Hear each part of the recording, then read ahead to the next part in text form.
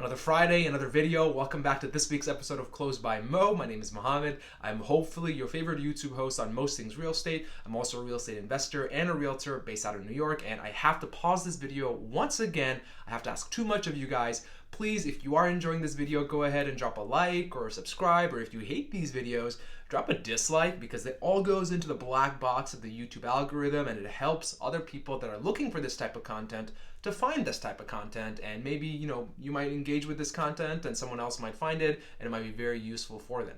So without further ado, let's jump right into what we're going to be discussing today, which is the core 4 people that you absolutely need on your real estate team before you start or begin any kind of search process or transaction. Let's go into it.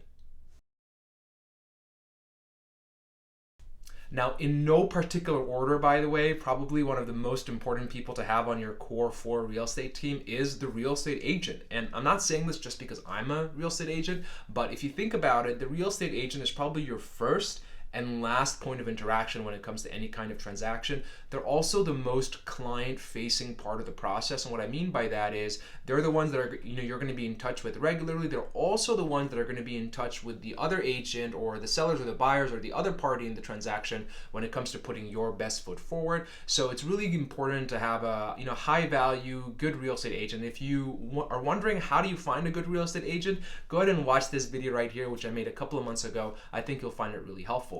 One of the key things to keep in mind when it comes to selecting an agent is making sure that they're obviously, they've done this before and that they have a solid network that you can tap into. If you're, doing this for the first time, you're not going to have too many people that in the real estate space, especially if you have these random questions or you might have questions about contractors or any work that you need to do. A good real estate agent will already have that kind of network built out. So instead of you having to do all the work yourself, you might as well just ask them for anyone that they refer, and that's always going to lead you to a better experience than finding someone random online. The second important person to have in your core 4 real estate team is the bank, right? Which is the specific lender or the loan officer, assuming of course you're going to be getting a mortgage, since most people use a mortgage for a real estate transaction.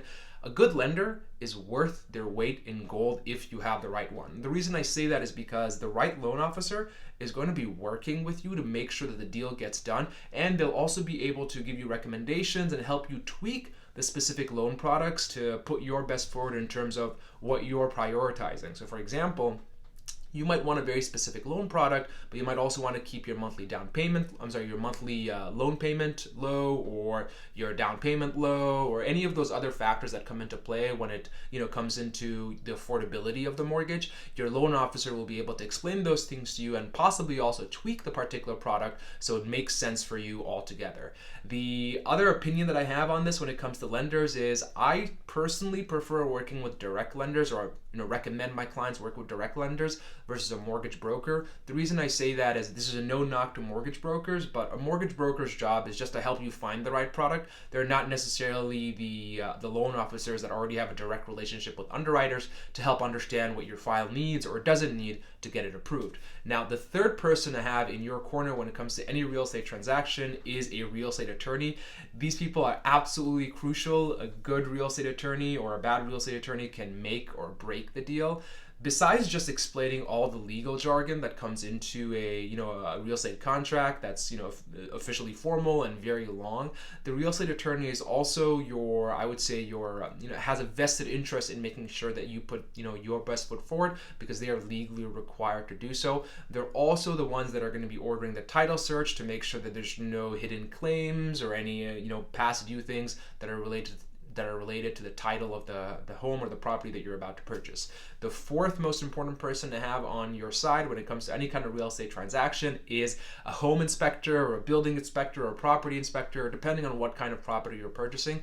The inspector's job is to find anything wrong with the property. That could be a cracked foundation. It could also be a loose light bulb, right? And what I recommend to all my first-time home buyers or any kind of first-time investors is to work with an inspector that specializes in working with first-timers, because there's a different kind of patience that you need when you're working with a first-time investor or a first-time buyer. And I always recommend first-time home inspectors or inspectors that have worked with other first-time buyers, because what they'll do is they'll explain what they're doing step by by step, and they'll also take the time to explain big ticket items and how to maintain them and what you might need to update, what costs might come up, especially if you're a first-time buyer. I recommend walking through the house with the inspector and taking a video of everything, because once you close, you're going to refer back to those videos to learn, for example, how to maintain the big oil tank that you've never had to maintain before because you've always been a renter.